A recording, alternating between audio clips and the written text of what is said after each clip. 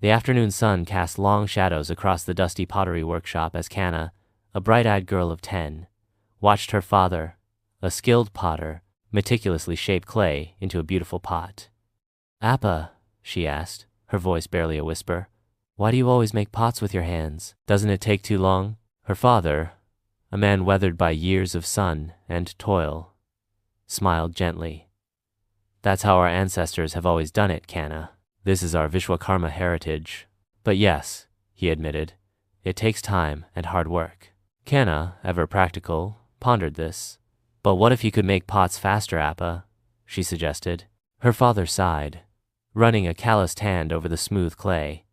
"That would be nice, but I don't have modern tools. And where will I get the money to buy them?"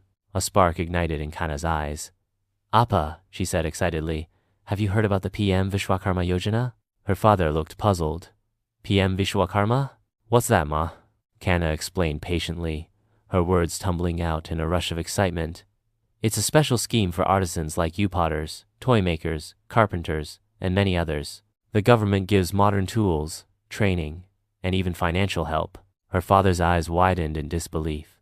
"Really? How much financial help?"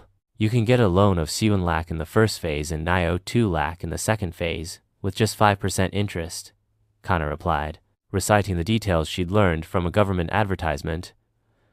"The government also gives 0.15, zero to buy modern tools."